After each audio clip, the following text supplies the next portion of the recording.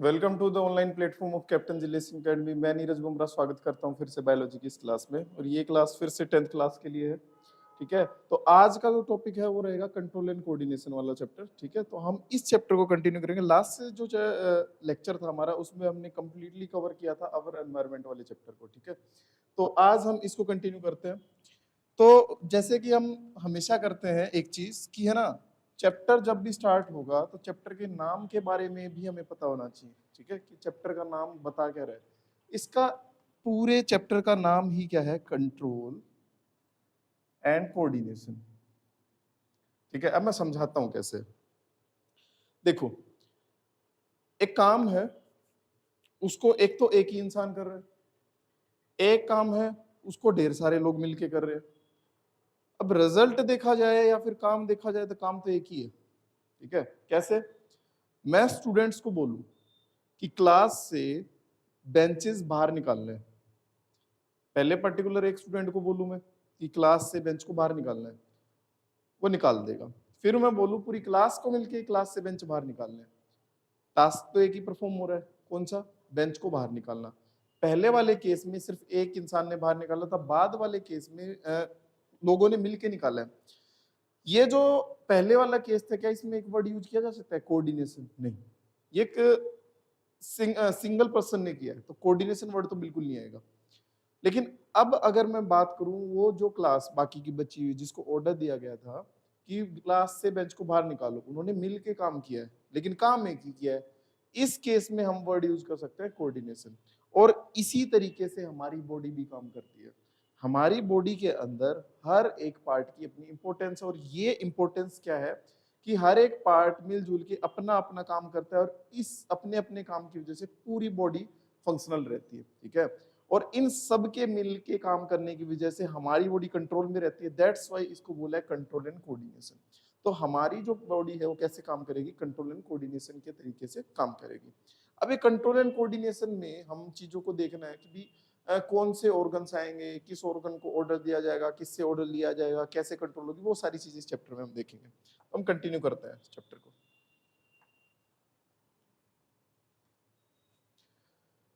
सबसे पहले वर्ड हमारा आता है स्टिमुलस। स्टिमुलस वर्ड आया। अब स्टिमुलस वर्ड के बारे में देखो स्टिमुलस कुछ भी हो सकता है, कुछ भी ऐसी चीज जिसके रिगार्डिंग तुम्हारी बॉडी पर रिएक्शन दे रही है। ठीक है, रिस्पॉन्स कर रही है, वो तुम्हारी बॉडी के लिए रिस्पॉन्स स्टिमुलस है वो। ठीक है, अब फॉर एग्जाम्पल मान लीजिए मैं एकदम से ऐसे किसी बच्चे के सामने एकदम से ये वाली प्रोसेस करता हूँ, तो ऑब्वियस सी बात है ये वाला रिएक्शन होगा। जैसे ही मैंने परफॉर्म किया ये वाले रिएक्शन होंगे। ये उस बच्चे के लिए स्टिमुलस है। ये जो मैंने यूं किया है ये उस बच्चे के लिए क्या है? स्टिमुलस है। ठीक है, लेकिन बच्चे ने भी तो रिस्पॉन्स दिया होगा, बच्चे ने भी तो रिस्पॉन्स दिया है। ठीक है, फिर वो क्या, उसके बारे में पढ़ते हैं। तो change in the environment to which living organism respond are called stimulus. कि कोई भी चीज एनवायरनमेंट के अंदर जो रिस्पॉन्स करने पे मजबूर कर रही है वो क्या है? स्टिमुलस है। अब एग्जाम्पल के लिए स्टिमुलस में हीट भी हो सकती है, वहां पे कोल्ड भी हो सकता है, वहां पे साउंड भी हो सकता है, स्मेल भी, taste, touch, pressure, gravity, water. ठीक है, तो ढेर सारे ऐसे फैक्टर हैं जो एज ए स्टिमुलस वर्क करेंगे लिविंग ऑर्गेनिज्म के लिए। ठीक है, इसके बाद living organism respond to the stimulus in form of a body movement. लेकिन लिविंग ऑर्गेनिज्म इन सब के रिगार्डिंग रिस्पॉन्स जरूर देगा, और इन सब के रिगार्डिंग जो रिस्पॉन्स दिया जा रहा है वो कैसे देगा? बॉडी की मूवमेंट करा के। ठीक है, क्योंकि पहले वाले केस में मैंने बताया था अगर मैं किसी बच्चे को इस तरीके से करता हूं तो बच्चा एकदम से यू रिएक्शन देगा। ठीक है, तो ये बॉडी मूवमेंट है, तो बॉडी मूवमेंट को शो करके हम ये दिखाते हैं कि हाँ किसी स्टिमुलस का रिस्पॉन्स दिया जा रहा है। इसके जस्ट बाद अब आता है कोऑर्डिनेशन। कोऑर्डिनेशन क्या?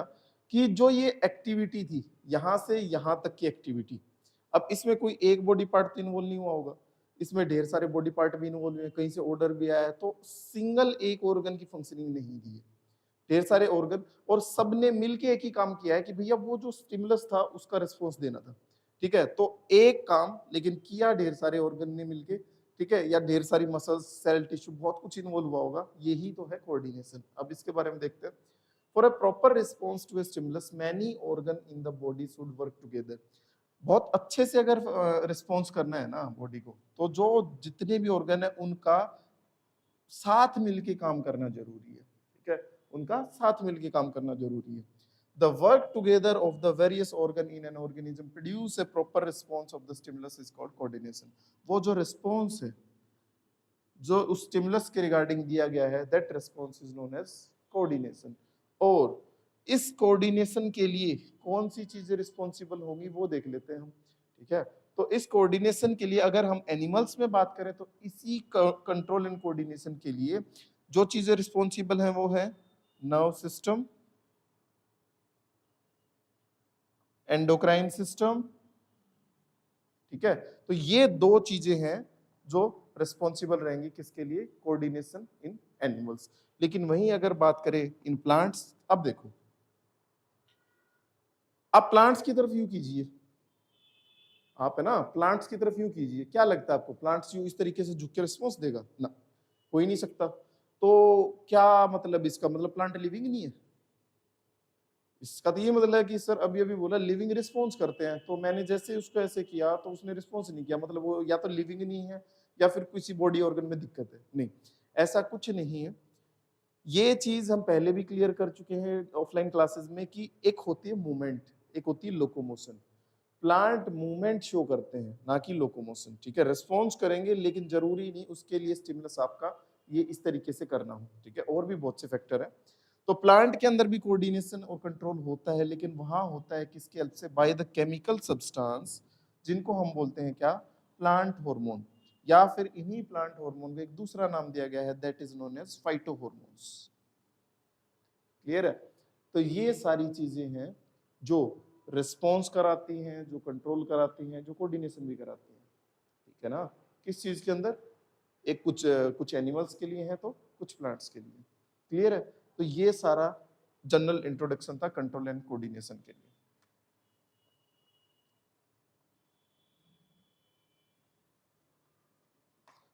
सबसे पहले हम डिस्कस करते हैं कोऑर्डिनेशन इन एनिमल्स, ठीक है।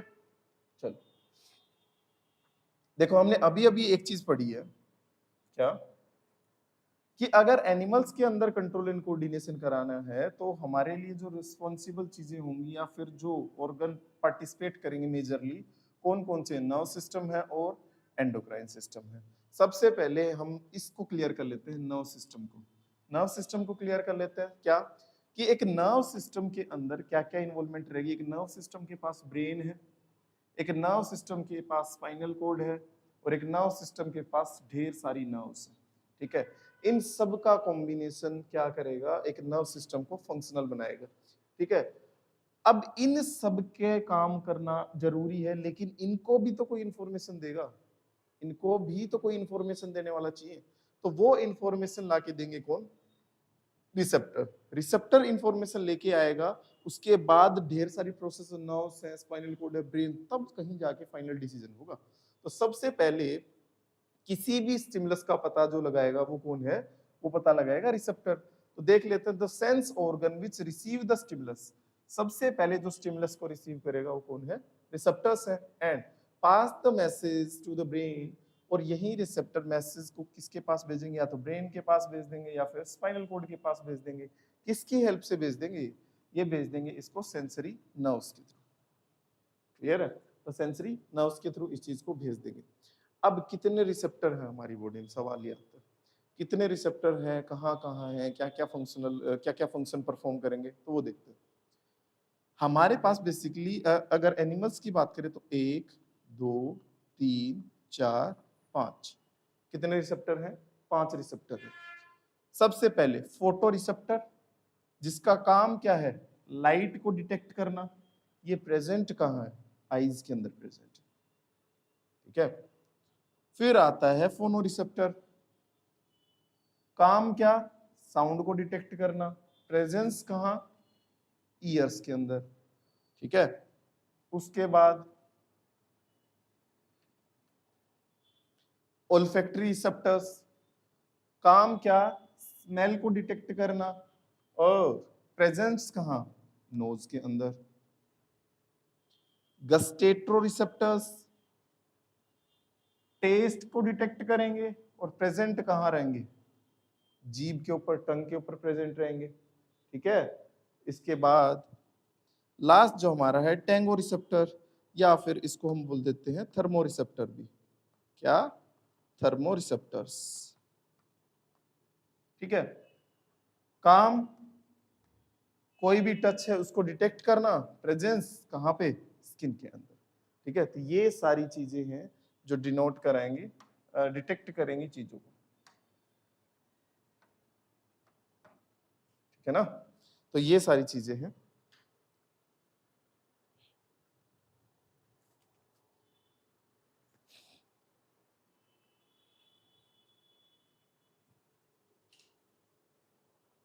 ठीक है, समझ आ गई ना? तो एक बार देख लीजिए इसको अच्छे से। सबसे पहले स्टिमुलस को जो रिसीव करेगा वो कौन है? रिसेप्टर है। ठीक है, उसके बाद फाइनल कभी जाके ब्रेन के पास या स्पाइनल कोड के पास जाके इंफॉर्मेशन स्टोर होगी, और फिर वो डिसीजन लेगा कि भी अब फाइनली करना क्या है। ठीक है, कि अब फाइनली क्या एक्शन लेना है।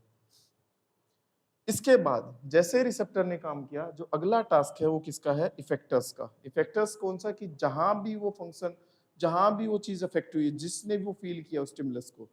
अब इफेक्टर्स क्या है? ये मसल्स हैं and glands हैं which respond to the information from the brain and the spinal cord through the motor nerves। क्या ये क्या करेंगे? रिसेप्टर ने इंफॉर्मेशन दे दी ब्रेन को, वापस से उस ऑर्गन के पास भी तो इंफॉर्मेशन पहुंचानी है। ठीक है, अब फॉर एग्जांपल कोई चीज आपने टच की, फॉर एग्जांपल आपने इस चीज को ऐसे टच किया, यहाँ पे तो रिसेप्टर थे, उन्होंने तो इंफॉर्मेशन पहुंचा दी ब्रेन के पास। अब ये चीज गर्म है ठंडी है वो तो ब्रेन ही डिसाइड करे ना कि यहाँ से हाथ हटाना है नहीं हटाना है, तो वापस से भी तो इंफॉर्मेशन आएगी मसल्स के पास। ठीक है, तो वो इंफॉर्मेशन कौन लेके आएंगे? इफेक्टर लेके आएंगे। अब इस ड्यूरेशन में दो नर्व सेल काम करती हैं, कौन कौन सी? सेंसरी नर्व और मोटर नर्व। ठीक है, कैसे? Nerves which carry information from the receptor to the brain, जो रिसेप्टर से ब्रेन तक जो इंफॉर्मेशन लेके जाएगा। ठीक है, रिसेप्टर से सबसे पहले स्टिमुलस किसने डिटेक्ट की? रिसेप्टर ने। रिसेप्टर से वो जो इंफॉर्मेशन है वो ब्रेन तक पहुंचाई जाएगी, किसके थ्रू? सेंसरी नर्व्स के थ्रू। ठीक है, स्पाइनल कोड तक भी पहुंचा दी जाएगी। इसके बाद वापस वापस ब्रेन से या स्पाइनल कोड से वो इंफॉर्मेशन उस मसल्स के पास, अफेक्टेड ऑर्गन के पास आएगी, तो उस टाइम पे इंफॉर्मेशन कौन लेके आएगा? उस टाइम पे इंफॉर्मेशन लाएगा मोटर नर्व। ठीक है, तो from the brain and the spinal cord to the effectors, muscles और द ग्लैंड्स जो भी उसमें इन्वॉल्व है वहां तक। तो ब्रेन और स्पाइनल कोड के पास जो इंफॉर्मेशन कौन सी नर्व लेके जाएगी? वो लेके जाएगी सेंसरी, और वहां से फिर से उस ऑर्गन या फिर उस ग्लैंड के पास या मसल्स के पास इंफॉर्मेशन वापस कौन लेके आएगा? That is known as motor nerve. तो इस तरीके से एनिमल में कंट्रोल एंड कोऑर्डिनेशन होता है। तो यहाँ पे रिसेप्टर्स आए, इफेक्टर्स आए, सेंसरी नर्व्स आई और मोटर नर्व्स आई। तो एक बार अच्छे से देखेंगे इस पूरी स्लाइड को।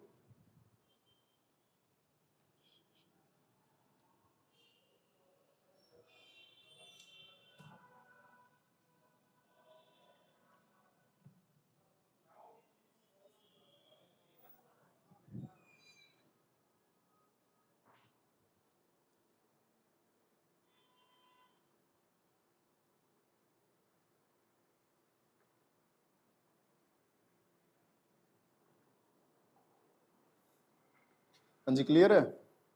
ठीक है, नेक्स्ट स्लाइड देखते हैं हम।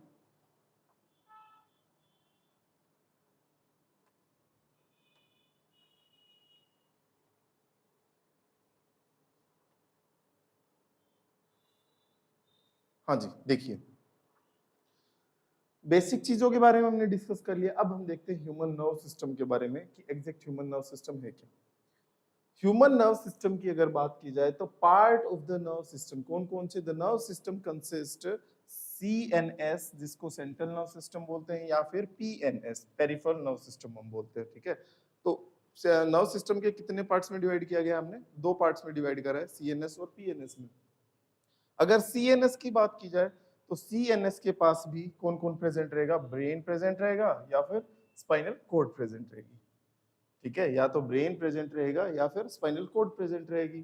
The peripheral nerve system, the peripheral nerve system consist of, अब PNS के पास क्या क्या है? तो PNS के पास क्रेनियल नर्व्स हैं अराइजिंग फ्रॉम द ब्रेन, जो कि कहां से ओरिजिनेट हो रखी है? ब्रेन से ओरिजिनेट हो रखी है, या फिर स्पाइनल नर्व्स, ये कहां से ओरिजिनेट हो रखी है? ये स्पाइनल कोड से ओरिजिनेट हो रखी है। ठीक है, तो जितनी भी नर्व्स हैं वो पीएनएस में इंक्लूड कर दी गई हैं। ब्रेन से अगर नर्व्स ओरिजिनेट हो रही हैं तो जो हमारी ब्रेन से ओरिजिनेट है वो हमारी क्रेनियल नर्व्स हैं, और जो हमारी स्पाइनल कोड से ओरिजिनेट है वो हमारी स्पाइनल नर्व्स हैं। तो यहाँ पे सारी नर्व्स इंक्लूड है किसमें, पीएनएस में, और सीएनएस में ब्रेन और स्पाइनल कोड इंक्लूड है।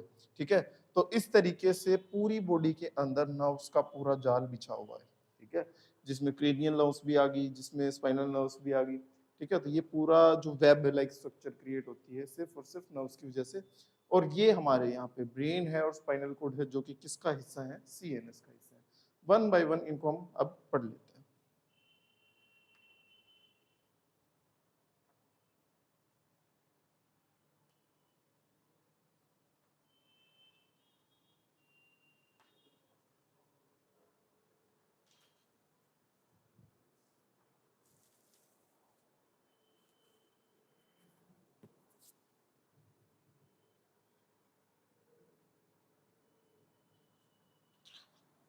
अब हमने अभी अभी एक बात की कि इस इंफॉर्मेशन को पहुंचाने के लिए कुछ ना कुछ तो चाहिए, नर्व्स चाहिए थी। ठीक है, अब अगर फंक्शनल यूनिट की बात की जाए, किसकी फंक्शनल यूनिट की बात की जाए, किसकी अगर हम नर्व सिस्टम की, तो जो फंक्शनल यूनिट है that is known as neuron.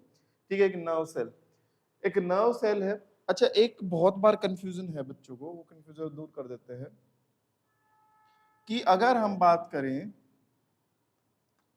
Nerves की, तो नर्व एक टिश्यू है या फिर एक सेल है। तो बेसिकली नर्व्स हैं वो टिश्यू में इंक्लूड होती हैं। ठीक है, और अगर टिश्यू में है तो सिंपल सी बात है, टिश्यू के अंदर सेल होंगी। तो इस नर्व टिश्यू के अंदर दो सेल होती हैं, एक तो न्यूरॉन, और एक न्यूरोग्लिया। ठीक है, तो दो तरीके की सेल होती हैं इसमें। इस न्यूरॉन को ही हम बोल देते हैं नर्व सेल। क्या बोल देते हैं, नर्व सेल। इस एक न्यूरॉन को हम नर्व सेल बोल देते हैं। ठीक है, क्योंकि नर्व टिश्यू से ओरिजिनेट है। लेकिन ये जो सेल, इसको न्यूरोग्लिया ही बोलते हैं। ये जो है ना न्यूरॉन, ये सिग्नल ट्रांसफॉर्मेशन में काम आएगा। सिग्नल ट्रांसफॉर्मेशन मतलब इंफॉर्मेशन लेके जाएगा। लेकिन अगर न्यूरोग्लिया की बात करें तो ये जस्ट स्पोर्टिव सेल है। ये जस्ट एक स्पोर्टिव सेल है जो कि सपोर्ट करेगी किसको, जो कि सपोर्ट करती है डायरेक्ट न्यूरॉन को। ठीक है, तो इस चीज को एक बार आप अच्छे से देख ले कि नर्व सेल बोल देता है तो क्या मतलब है, नर्व टिश्यू अगर उसने बोल दिया तो क्या मतलब होना चाहिए उसका। ठीक है, तो ये जो डाउट है बहुत बार बच्चों को है, तो इस कंफ्यूजन में अब बच्चे ना रहे कि कौन सा नर्व टिश्यू था, कौन सा नर्व सेल थी। ठीक है, ये सारी चीजें अच्छे से देख लेंगे, इसको अच्छे से एनालाइज कर लेंगे।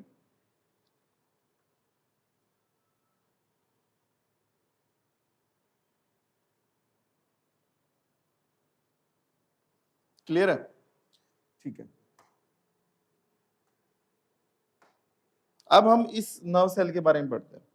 देखो, हमारी बॉडी के अंदर मान लो ये हाथ है, यहां से लेके अगर इंफॉर्मेशन मुझे यहाँ ब्रेन तक पहुंचानी है, तो यहाँ एक चेन ऑफ न्यूरॉन है। चेन ऑफ न्यूरॉन, एक न्यूरॉन, उसके बाद दूसरा न्यूरॉन, उसके बाद तीसरा न्यूरॉन, चौथा न्यूरॉन। इस तरीके से न्यूरॉन एक दूसरे से कनेक्टेड है। ठीक है, न्यूरॉन की एक चेन है।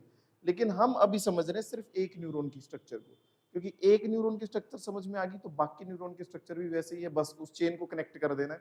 ठीक है, तो एक न्यूरॉन को अगर हम समझे, अगर इंफॉर्मेशन पहुंचा दी है, तो एक न्यूरॉन को हम नर्व सेल बोल देते हैं। ठीक है, ये एक स्ट्रक्चरल और फंक्शनल यूनिट है। किसकी स्ट्रक्चरल और फंक्शनल यूनिट है भाई? ये है नर्व सिस्टम की। अब इस न्यूरॉन के अंदर क्या क्या देखने को मिलेगा? It has a cell body, इसके पास एक सेल बॉडी है जिसका नाम है साइटोप्लाज्म। हम इसको सीधा सेल बॉडी भी बोल देते हैं और साइटोन भी बोल देते हैं। और इस साइटोन के पास क्या है? इस साइटोन के पास न्यूक्लियस भी है और इस साइटोन के पास साइटोप्लाज्म भी है। ठीक है ना, इस साइटोन के पास न्यूक्लियस भी और साइटोप्लाज्म भी है। साइटोप्लाज्म क्या है? लिक्विड है। कौन सा लिक्विड? जो सेल के अंदर फिल होता है। लिक्विड है या फ्लूइड है इनसाइड द सेल, जो सेल के अंदर है। ठीक है ना, तो it has several branches structure called dendrites. अब एक स्ट्रक्चर तो इस न्यूरॉन में सेल बॉडी या फिर साइटोन होगी, दूसरी स्ट्रक्चर हमारी क्या रहेगी, दूसरी स्ट्रक्चर का नाम है डेंड्राइट्स। तो न्यूरॉन में ही, न्यूरॉन के अंदर ही जो दूसरी स्ट्रक्चर हमारी रहेगी वो रहेगी डेंड्राइट्स। अब डेंड्राइट्स कैसी है, it has a long nerve fibre, ठीक है। इस डेंड्राइट के साथ साथ इसी न्यूरॉन के अंदर एक लॉन्ग फाइबर जैसी स्ट्रक्चर भी है जिसको हमने एक्सोन बोला है, ठीक है। तो बेसिकली एक न्यूरॉन के अंदर तीन ही पार्ट होते हैं, सेल बॉडी जिसको साइटोन बोलते हैं या फिर डेंड्राइट्स और द एक्सोन। अब देख लेते हैं इसके अलावा और भी स्ट्रक्चर, मेजरली ये स्ट्रक्चर है, फिर इनकी सब स्ट्रक्चर कैसे। जो एक्सोन है इसके ऊपर एक कवर है, ठीक है, एक लेयर है, प्रोटेक्टिव कवरिंग है जिसको हम बोलते हैं क्या, माइलिन शीथ, माइलिन शीथ बोलते हैं। The junction between the two neuron, अब हमने बात की ना कि एक के पीछे एक न्यूरॉन जुड़ा हुआ है, एक के पीछे एक न्यूरॉन जुड़ा हुआ है, और ये जो जुड़ना है, इस जुड़ने वाली फॉर्म में बीच में गैप है, इस बीच में गैप है, वो बीच में जो गैप है एक न्यूरॉन और दूसरे न्यूरॉन के बीच में, उस गैप को हम बोलते हैं सिनेप्सिस। क्लियर है। इसके बाद message passes through the nerve cell in the form of the chemical and the electric signal, ठीक है। अब जो मैसेज है, मान लो यहां से एक न्यूरॉन था, यहाँ दूसरा, इससे इस न्यूरॉन के पास मैसेज आना है, ठीक है, क्योंकि इसने आगे पूछना है। तो वो मैसेज दो तरीकों के साथ आएगा, या तो फिर वो केमिकल आएगा या फिर इलेक्ट्रिक सिग्नल की फॉर्म में आएगा, ठीक है, या तो केमिकल आएगा या फिर इलेक्ट्रिक सिग्नल की फॉर्म में आएगा। अब जो एक सिग्नल है, ठीक है, चाहे वो केमिकल का सिग्नल हो या फिर इलेक्ट्रिकल सिग्नल हो, इसको हम एक कॉमन वर्ड देते हैं, कॉमन नाम से बुलाते हैं, that is known as nerve impulse, ठीक है। ये नर्व इंपल्स कैसे मूव करेगी, सबसे पहले न्यूरॉन का the dendrite receive the information. तो न्यूरॉन का कौन सा पार्ट सबसे पहले आगे आएगा इस नर्व इंपल्स के लिए, dendrite, and start a chemical reaction which produce electrical impulse which passes through the axon। Dendrites आएगा, डेंड्राइट्स वो इंफॉर्मेशन इसको दे देगा और फिर एक्सोन के थ्रू वो पूरी बॉडी में ट्रांसफर कर जाएगा। अब इस डायग्राम को देखो आराम से, न्यूरॉन का डायग्राम है, ये जो ब्रांच लाइक स्ट्रक्चर देख रहे हो आप, ये जो ब्रांच लाइक स्ट्रक्चर देख रहे हो, इनको हमने बोला है डेंड्राइट। ये जो सेंटर रीजन है यहाँ पे, ठीक है, इसको हमने बोला है क्या, सेल बॉडी या फिर साइटोन। और इसके पास यहाँ पे सेंटर में न्यूक्लियस और फ्लूइड भरा हुआ है, ठीक है, जिसको साइटोप्लाज्म बोलते हैं। इसके जस्ट बाद ये जो लॉन्गिट्यूडनल पार्ट है यहाँ से यहाँ तक, इस पार्ट को हम बोलते हैं एक्सोन, और इसके ऊपर ये येलो कलर की जो स्ट्रक्चर देख रहे हो इसको बोलते हैं कवरिंग। किस चीज की कवरिंग है, माइलिन शीथ की, ठीक है। अब ये छोटे छोटे आप इसके अंदर सेल देख पा रहे होगे एक्सोन में, ये छोटे छोटे से राउंड राउंड सेल, ठीक है। इन राउंड राउंड सेल का भी एक नाम है, इनको बोलते हैं सेवोन सेल्स, ठीक है, अलग अलग प्रोनाउंसिएशन है, सेवोन को स्केवोन बोलते हैं, कुछ भी बोलो, ठीक है, सेवोन सेल्स है।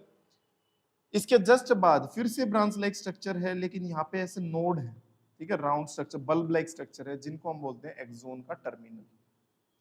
तो ये कुछ इस तरीके से स्ट्रक्चर होती है एक किसकी, एक न्यूरॉन की। इंफॉर्मेशन सबसे पहले डेंड्राइट के पास आएगी, फिर उसके बाद यहाँ सेंटर वाले पार्ट में सेल बॉडी के पास जाएगी, फिर एक्सोन के पास जाएगी इंफॉर्मेशन, और यहाँ से इंफॉर्मेशन फिर यहाँ आगे जाएगी, यहाँ से फिर अगले नेक्स्ट किस में, अगले नेक्स्ट न्यूरॉन के अंदर, फिर नेक्स्ट न्यूरॉन में भी इसी तरीके से स्टार्ट होगी अगेन, अगले का dendrite, cell body, axon and axonal terminal. Clear है। तो ये सारी चीजें हैं हमारे इसमें एक्सोन में, सॉरी इसमें न्यूरॉन में। तो आप देखो इसको आराम से एक बार।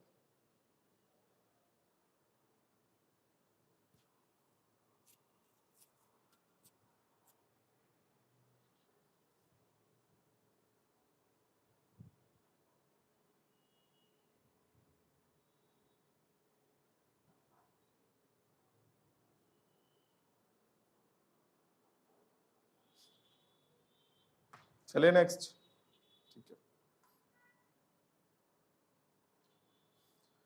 इस डायग्राम को थोड़ा अच्छे से देखो।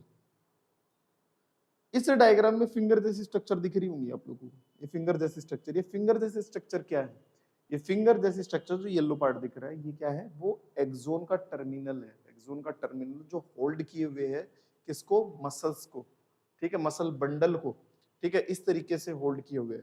और एक न्यूरॉन का टर्मिनल जब ये उसको होल्ड करे हुए किसको, मसल बंडल को, तो कुछ इस तरीके से गैप बनता है और अगले का भी तो वहां पे कुछ ना कुछ इंफॉर्मेशन न्यूरॉन होगा, तो ये जो गैप है इसको बोलते हैं सिनेप्सिस।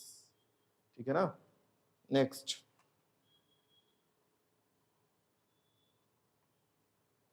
हाँ जी, इस डायग्राम को देखो गौर से, यहां से यहां तक एक न्यूरॉन है, इससे जस्ट आगे यहां से यहां तक दूसरा न्यूरॉन है, ऐसे ही उससे आगे इसी तरीके से चेन में head to tail region connected होंगे ढेर सारे न्यूरॉन।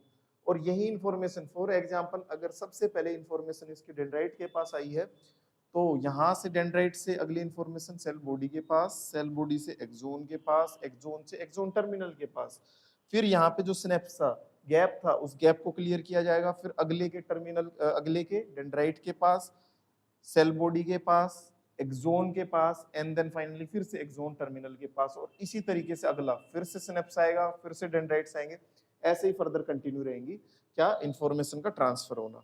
क्लियर है। तो इस तरीके से न्यूरॉन फंक्शन करता है। तो आई होप आपको समझ में आ गई होगी चीज। नेक्स्ट, इस डायग्राम को देखो, इस फ्लो चार्ट को देखो अच्छे से। ठीक है, हमने नर्व सिस्टम के बारे में थोड़ा सा जाना। नर्व सिस्टम में हमने एक चीज क्लियर कर ली कि दो पार्ट्स में डिवाइड है नर्व सिस्टम, सीएनएस में या फिर पीएनएस में। ठीक है, अगर सीएनएस की बात करें तो सीएनएस के पास ब्रेन है और स्पाइनल कोड है, लेकिन अगर पीएनएस की बात करें तो इसके पास सारी की सारी नर्व्स है। वो सारी की सारी नर्व्स कौन सी हैं, या तो क्रेनियल नर्व्स है, स्पाइनल नर्व्स है, विजुअल नर्व्स है, बताएंगे इनके बारे में भी। अब फर्दर पीएनएस के भी पार्ट है, फर्दर पीएनएस के भी पार्ट है। कैसे, ऑटोनॉमिक नर्व सिस्टम और वॉलेंट्री नर्व सिस्टम। ठीक है, ऑटोनॉमिक नर्व सिस्टम क्या, अगर हम वॉलेंट्री नर्व सिस्टम की बात करें तो which is under the control of brain. यहाँ पे जो चीजें कंट्रोल होंगी, यहाँ पे जो चीजें कंट्रोल होंगी वो हमारे अंडर कंट्रोल है, यहाँ की चीजें अंडर कंट्रोल है, मतलब हम उनको कमांड दे सकते हैं इन न्यूरॉन्स की, इस नर्व्स की हेल्प से। लेकिन यहाँ पे जो वर्क परफॉर्म होगा, यहाँ पे जो वर्क परफॉर्म होगा वो होगा ऑटोनॉमिक नर्व सिस्टम, मतलब अपने आप से। इनवॉलेंट्री एक्शन, मतलब आप चाह के भी कंट्रोल नहीं कर सकते। और ऑटोनॉमिक के अंदर सिंपैथेटिक एंड पैरासिम्पैथेटिक,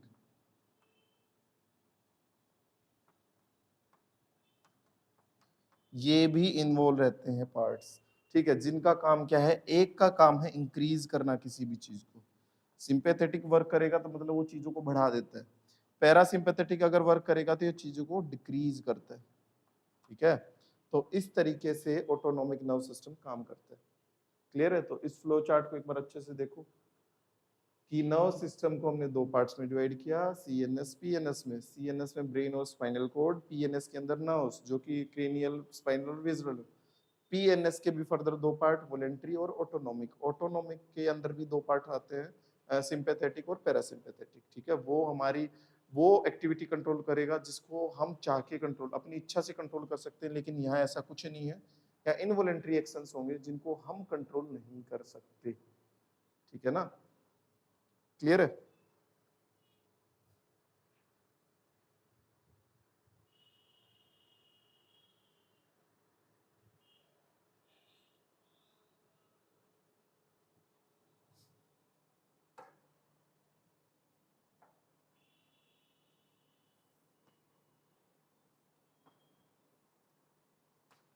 हाँ जी, अब हम पढ़ते हैं सीएनएस के बारे में, वन बाय वन। सीएनएस के जो ब्रेन है, स्पाइनल कोड है, उन सब के बारे में हम डिस्कस करेंगे।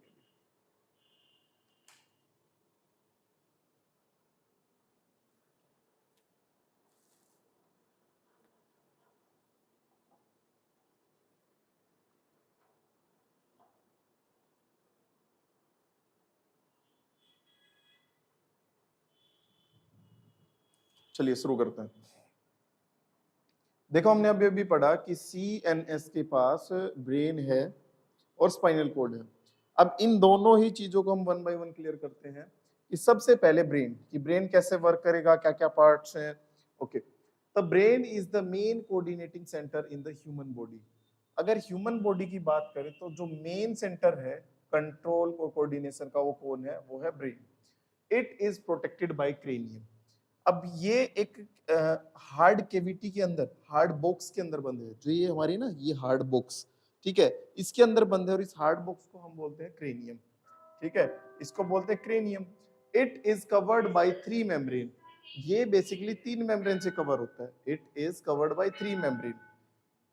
जो क्रेनियम है और जो ब्रेन है, क्रेनियम और ब्रेन है, उनके बीच में लेयर है, 3 लेयर है। उन लेयर का हम बोलते हैं मीनिंग्स, जिनके अंदर एक फ्लूइड फील्ड है, ठीक है, इन लेयर्स के अंदर एक फ्लूइड भरा हुआ है, जिस फ्लूइड का नाम है सेरिब्रोस्पाइनल फ्लूइड, ठीक है। काम क्या करेगा ये काम करेगा protect the brain from the shock. अब ये शॉक मैकेनिकल भी हो सकता है और कैसे भी हो सकता है, ठीक है, एकदम से जर्क लगे, चोट लग जाए, या फिर एकदम से कोई इस तरीके से रिस्पॉन्स हो, स्टिमुलस हो जो सडन हुई है, ठीक है, तो उन सभी केसेस में ये ब्रेन को प्रोटेक्ट करते हैं। इसके बाद जो ब्रेन है, इस ब्रेन के 3 हिस्से हैं, 3 मेन पार्ट्स है ब्रेन के। वन इज फोर ब्रेन, फिर mid brain and the hind brain, तो 3 हिस्से हैं। अब इन 3 हिस्सों में भी फर्दर पार्ट्स हैं, कौन कौन से? अगर हम बात करें फोर ब्रेन की, तो fore brain consist cerebrum, olfactory lobe, ठीक है, तो दो बेसिकली ये मेजर पार्ट है फोर ब्रेन के अंदर। वैसे अगर देखो ये 10th क्लास तक का है, इसलिए हम इसको इतना डीप नहीं करा रहे। अगर आप कहें कि सर क्या सिर्फ इतने ही पार्ट्स ब्रेन, नहीं, अगर हम डीपली स्टडी करें तो फर्दर इनके भी सब पार्ट है, इनको भी अलग अलग पार्ट्स में, अलग अलग लोब्स में डिवाइड किया गया है, तो उतनी नीड नहीं है अभी। इसके बाद it is the thinking part of the brain. अब फोर ब्रेन की बात करें तो यहाँ पे जो थिंकिंग प्रोसेस है वो परफॉर्म रहेगी। कंट्रोल द वॉलेंट्री एक्शन, जो भी वॉलेंट्री एक्शन है, फॉर एग्जाम्पल मैं हाथ की मूवमेंट करा रहा हूँ, हाथ की मूवमेंट करा रहा हूँ, ये मैं चाह के करा सकता हूँ, अपनी इच्छा से कर सकता हूँ। वॉलेंट्री एक्शन, इस तरीके के एक्शन भी डिसाइड होंगे कहाँ पे? फोर ब्रेन में। इट कंट्रोल टच, कोई भी टच करेगा, स्मेल करेगा, हियरिंग सुनेगा, टेस्ट करेगा, देखेगा, या फिर मेंटल एक्टिविटी लाइक कौन सी? थिंकिंग, लर्निंग एंड मेमोरी, और साथ साथ इमोशंस, ये सारे के सारे कौन कंट्रोल करेगा? ये सारे के सारे कंट्रोल करेगा हमारा फोर ब्रेन, ठीक है। तो ये सारी चीजें हैं जो फोर ब्रेन, तो इस हिसाब से फोर ब्रेन मेजर पार्ट है जो परफॉर्म करता है ब्रेन की एक्टिविटी को। क्लियर है? तो देख लो इस चीज को अच्छे से कि कौन कौन से हैं, देख भी लो, नोट भी कर लो अगर नोट भी नहीं किया है। अच्छा हाँ, एक चीज और, अगर आप लोगों ने नोट्स नहीं बनाए हैं तो आप लोग यहाँ पे नोट्स भी बना सकते हैं इन सबको देख के। क्लियर है? तो सेकंड पार्ट है, second part is known as mid brain, second part is known as mid brain, ठीक है। अब मिड ब्रेन में देखो, मिड ब्रेन क्या है? Control the involuntary action. क्या? ये इनवॉलेंट्री एक्शन को कंट्रोल करेगा, वो एक्शन जो हमारे बस में तो बिल्कुल भी नहीं है, जैसे कि reflex movement of the head, head की रिफ्लेक्स मूवमेंट, नेक की और आईज की। अब सोचोगे वो हेड को तो हम कंट्रोल कर सकते हैं, नहीं, अगर अचानक से कोई तेज साउंड आया तो हम एकदम से ऐसे पलट के देखेंगे, एकदम से ऐसे पलट के देखेंगे, ठीक है। तो हेड की और नेक की मूवमेंट उस टाइम पे वो हमारी इनवॉलेंट्री है, ठीक है, उस टाइम पे इनवॉलेंट्री है। तो ये क्या चीज है? ये मिड ब्रेन का जो पार्ट मिड ब्रेन है वो कंट्रोल करेगा इस चीज को। इसके बाद फिर आता है हिंड ब्रेन। हिंड ब्रेन क्या क्या कंट्रोल करेगा? Hind brain consist of the cerebellum, ये हिंड ब्रेन के पार्ट है।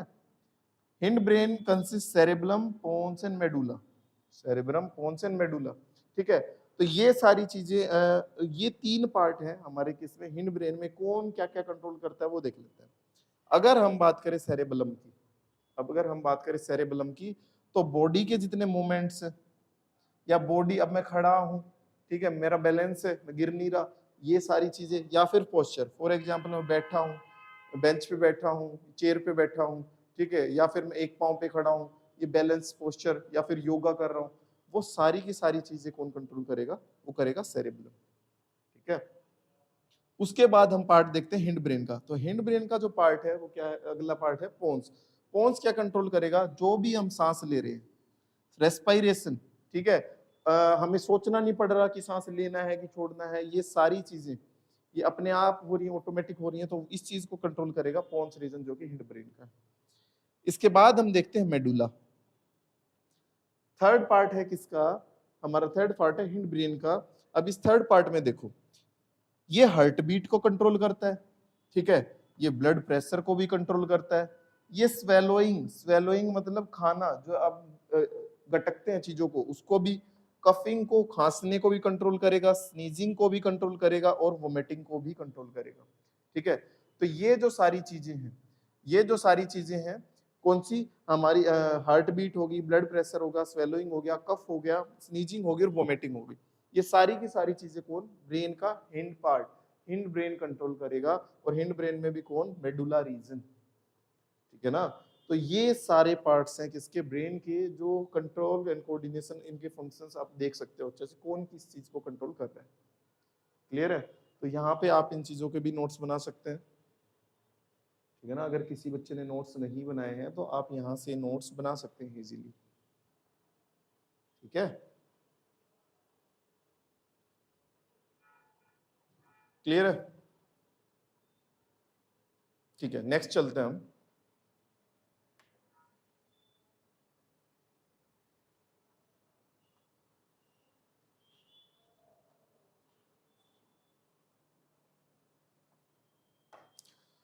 जिस तरीके से हमने अभी अभी ब्रेन को पढ़ा है, वैसे ही हम स्पाइनल कोड को भी पढ़ लेते हैं भाई, देख लो।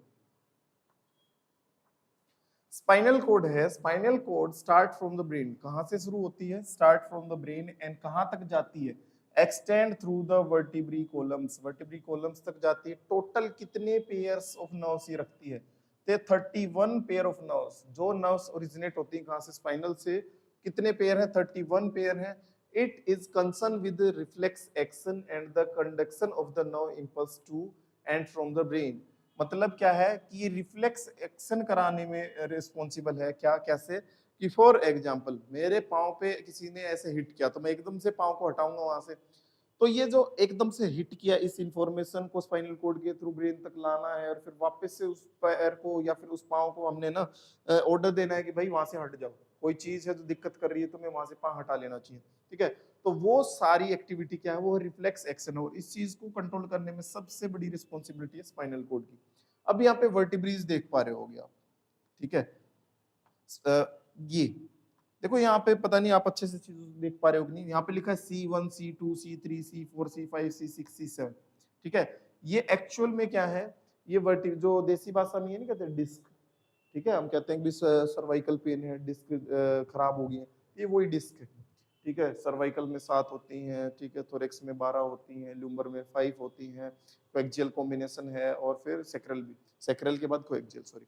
तो इस तरीके से स्पाइनल नर्व्स है, और सॉरी वर्टिब्री कॉलम्स, और यहीं पे स्पाइनल नर्व्स हमारी जाती हैं, जो ओरिजिनेट है किधर से, स्पाइनल कोड से, क्लियर है।